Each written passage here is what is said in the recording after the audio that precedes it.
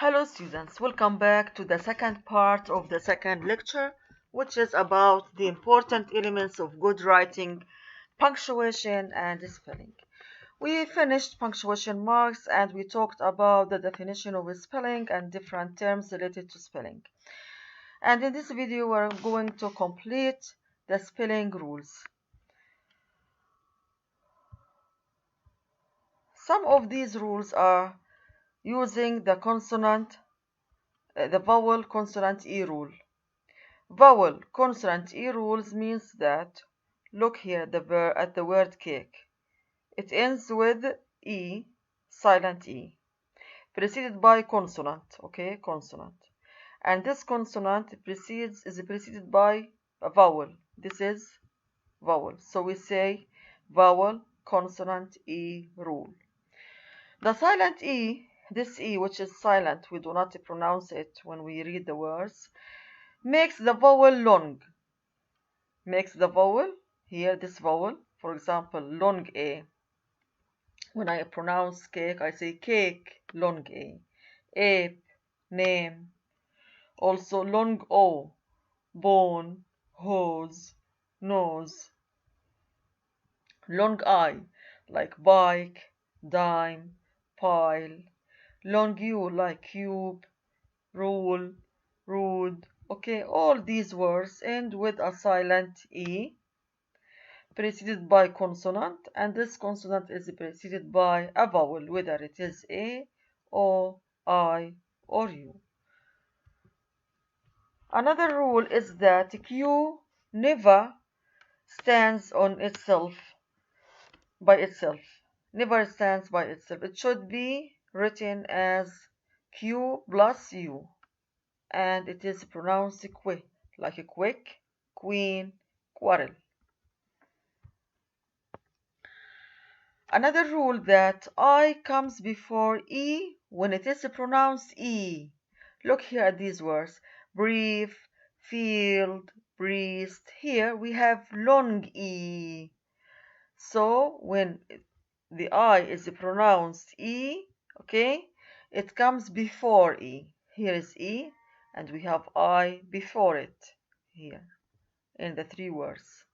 But this I comes after E when E is preceded by C or when sounding like A. When I say, for example, neighbor, A, it is pronounced A. Here we put I after E, not before as in this case, in these words. Like neighbor, way. And also when it is preceded by C, like here, receive.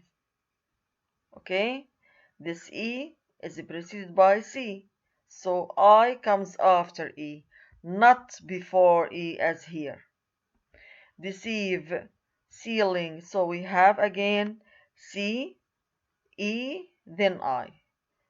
But here we have I, then E. There are some exceptions to this rule, like here, for example, sovereign. We have long E, but I came after E, not before E as in these words. Seized, counterfeit, forfeited. In some cases, G and K are empty letters. Empty letters means they are silent. We do not pronounce them. Like here in these words, we say knelt, okay? This is silent. We say net, silent G. We say gnome, silent G.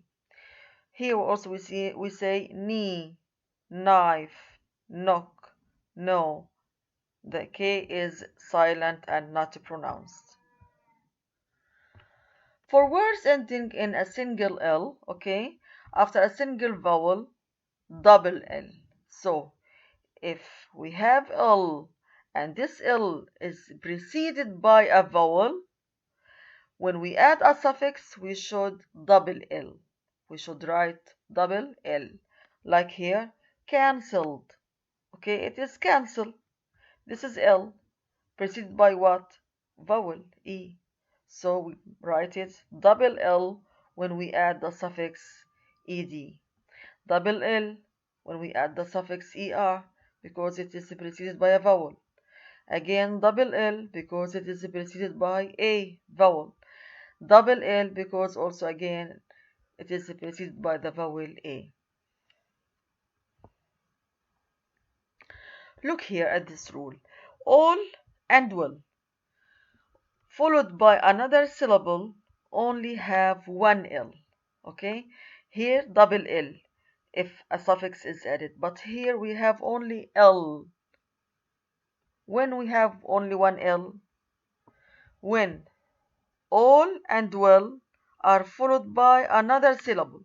Look here, also we have all followed by the syllable so.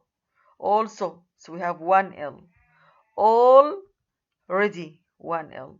Although, will come, we write only one L, not double L. Okay, not double L here in these words. Silent E rule. Silent E rules that says that usually drop the E if you are adding a suffix that begins with a vowel. Okay? So when we have a word ends with the letter E and we want to add a syllable, this syllable begins with a vowel, we should drop E. But retain the E when you are adding a suffix that begins with a consonant. If the suffix begins with a consonant, so don't drop the letter E, keep it in the word. Let's see the example here. Look at the word love, it ends with E. If I want to add, for example, able, love plus able, look at able begins with a vowel. So what happens to the letter E? It is dropped. Lovable, we do not have E. But if I want to add a syllable that begins with consonant, not a vowel, we do not drop E. We keep it. Look here. Love, E, plus less begins with a consonant. It becomes loveless. We kept E. We did not drop it. In words ending in CE or GE, E is not dropped when you add able or OUS. Look at the examples. Courageous ends with GE. When we add OUS, it begins with a vowel, but we keep E. We do not drop it. The same with manageable, GE, noticeable, CE. Again, when the word ends with CE or GE and you want to add able or OUS, even if these suffixes begin with a vowel, we keep E and we do not drop it. Look at this rule. If the word ends with Y and you want to add a suffix, it changes this Y into I, like here. Study, we want to add the suffix ed, we change Y into I. Studied. Why? Because this Y is preceded by a consonant, not a vowel. Look here at the second example, destroy. This Y is preceded by O, and O is a vowel. When we add ed, what happens? We keep Y as it is. We do not change it into I as in the previous example. Again, if the verb or the word ends with Y, and this Y is preceded by a consonant, change Y into I when you add a suffix. If you have a verb ends with Y, and this Y is preceded by a vowel, keep the Y as it is and just add the suffix ed. Do not change it into I. If you are adding ing, whether it is preceded by consonant or vowel, keep Y as it is. Don't change it into I. Studying, destroying, no change. Activity 3. This activity has words in brackets. Some of these words have the same pronunciation but different in meaning and different in spelling. You have to choose the correct word according to the meaning of the sentence. Look at the first one. The teacher could cite. Which cite? Is it this or this? Several mistakes in her competition. 2. He is sitting behind her. Which one? Jill copied her homework. It is quite unbelievable. We have here spelling mistake. You have to choose the correct one. My wife bought some tomatoes. Which one? Yesterday. All the family is going on the trip. Accept me or accept me. Which one? You should follow the doctor's advice. This or this? We were already. Is it already this one or already this one? To leave for Jerusalem when the phone rang. This will be your homework. It is not answered. What will be discussed on Zoom session. Another activity, correct punctuation and spelling errors in the following sentences. We have here sentences. His absence from school last week upset his parents. Of course, we have spelling mistakes. We have punctuation errors. Should we write a comma here? Is it correct? Here also, I think that everyone condemned her conduct. Does the sentence ends with a comma? And so on with the other sentences. In this activity also, it is not answered for you. You have to do it alone, and we will discuss this activity number 4, number 3 activity, and the last activity in the previous video on Zoom session. Now we're going to talk about a very important topic related to having good writing. Avoiding problems of poor writing. You have to avoid problems for poor writing in order to have good writing. There are obvious problems arising from a poor piece of writing related to understanding and perception of what is written. If you have a poor piece of writing, what happens? You will have problems in understanding by the readers when they read your writing. They will not understand what you write. Look at this sentence. When I say the truck hit the wall and it was damaged. The pronoun it, does it refer to the wall or to the truck? Which was damaged? Is it the wall or is it the truck? This sentence is ambiguous. It is not clear. In order to make it clearer, we have to make a bit of rearrangement or addition of words to solve this problem. Like, the truck hit the wall and the wall was damaged. Instead of writing it and we do not know does it refer to wall or to truck, we write here the wall was damaged. So I know by reading now that the wall was damaged, not the truck. Understanding good versus poor writing. Good writing. There are 4 misconceptions among the students when they write. They think that the characteristics of good writing are having good writing has to be complicated, good writing has to be long. Good writing means writing just like you talk. Like you talk, it means that you are going to write informal sentences. Good writing means good ideas. Focus on good ideas. Punctuation is of secondary importance. Secondary importance, it means that punctuation marks are not important. So, if you look at these sentences, the first 2 of these misconceptions, okay, are often misunderstood. No, we should not write complicated sentences for the reader. We should not write long sentences to be understood and have good writing. And look at the last 2 statements here. The last 2 are simply wrong. They are wrong. We do not write as we talk. No, we have to write formal, academic writing. And also, okay, it means good ideas, but also punctuation is vital.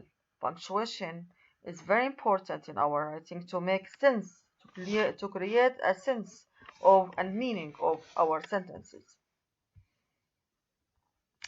The whole point of writing is to get information This is the whole point, getting information, but how?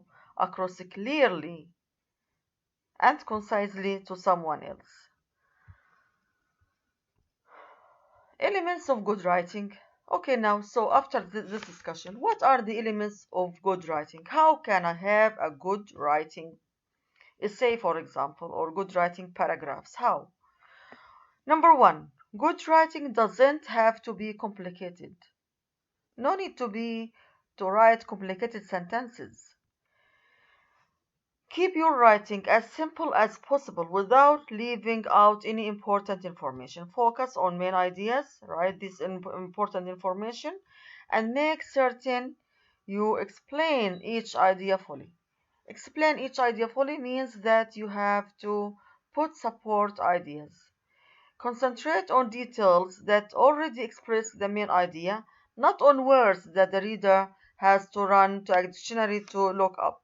Do not put very complicated words so that the reader will not understand and will run to his dictionary to look up the meaning of these words. Make your sentences simple, not complicated. Let's read this paragraph, which is really complicated and unclear. When I say televised educational programming should facilitate the pedagogical manifestations embedded in the internalized psyche of the community's concern for children's edification in discrete categories. Look at these complicated sentences and words. It is not understood. How can we make it clearer? We can develop it, and it can be like this. Children's educational television shows such as Sesame Street, Reading Rainbow, and Mr. Rogers' Neighborhood should reflect parents' concerns in regard to math, reading, and writing. The instruction should reflect the proper age and level of a children's development. This paragraph is not complicated. It is simple. It is clear. The main idea is clear. The supporting details are clear. Number two of the basic important elements of good writing is good writing doesn't have to be too long or too short. Neither too long, neither too short.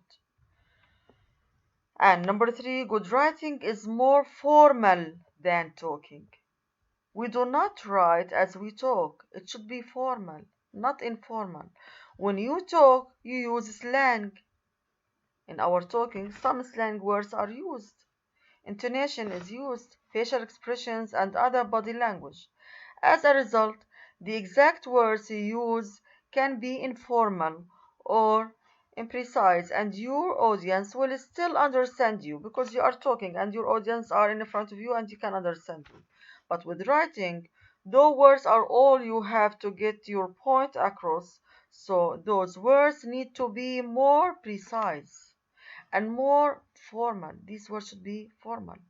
Therefore, word choice, sentence structure, and paragraph organization become more important.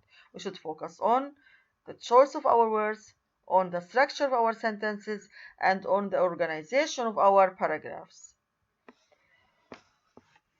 Here are examples of slang that can be used in talking informally. When we say, for example, John Kennedy was a cool president. Shall we write cool in academic formal writing? No, this is called slang. And he never disrespected his boss. To make it appropriate language, not slang, we write like this. John Kennedy was an effective president, not cool president. We say an effective president. And he never showed disrespect for his supporters. Instead of using boss, we say supporters. This is formal, appropriate language, but this is slang language. It is used when friends are talking to each other. The fourth element of having good writing is good writing needs proper punctuation. See, punctuation marks are very, very important. They are vital in our writing. Proper punctuation is essential to attain clear meaning. Why? To attain clear meaning. Punctuation has two prime functions. It has two prime functions. First, it divides information into smaller groups. When you put commas, when you put colons, semicolon, you divide your information into smaller groups, making it easier for the reader to understand. Second, it creates rhythm so that the sentences flow easily together. Okay. Look at this paragraph. This paragraph doesn't have punctuation. How can we read it? Look. The secretary, having finished at least for the day her stack of communications, was then confronted with another set of demands. Without help from an assistant, it would take her at least another 4 hours. Consequently, she called with permission from her post a temporary employment agency. As you see, we don't have commas, we don't have capitalization, we don't have any punctuation mark, so this cannot be understood. Where shall we pause? It is not understood. Look at the same paragraph with punctuation. Look here, this sentence is difficult to follow, and finding a place to take a breath is almost impossible. When you read it, you can read it just as one long sentence without having pauses. But here with punctuation, the situation differs. Look here. The secretary, having finished at least for the day her stack of communications, was then confronted with another set of demands. Full stop. We stop here. We have a breath. Without help from an assistant, it would take her at least another 4 hours. We have semicolon. We stop. Consequently, she called with permission from her boss, a temporary employment agency. As you see here, the paragraph is clear. Notice how the punctuation helps to clarify the content by breaking the information into what? Into smaller units. Punctuation also helps to create rhythm in the writing by making the reader slow down and pause at certain places. The reader, when he sees the punctuation marks, can stop and can have a pause to understand the content and the ideas that he reads. Activity 3. Check either true or false. Check these sentences. Are they true or false? Good writing is always complicated. Good writing does not have to be long. Good writing, like talking, is informal. It is permissible to use slang in academic writing. In writing, word choice, sentence structure, and paragraph organization are important. Punctuation does not influence clear meaning, it just divides information. Stop this video, try to think of these sentences and write it true or false, then check your answers in the next slide. Here are our references. We stop by here, and thank you so much for listening. We'll meet again inshallah through Zoom session. Goodbye.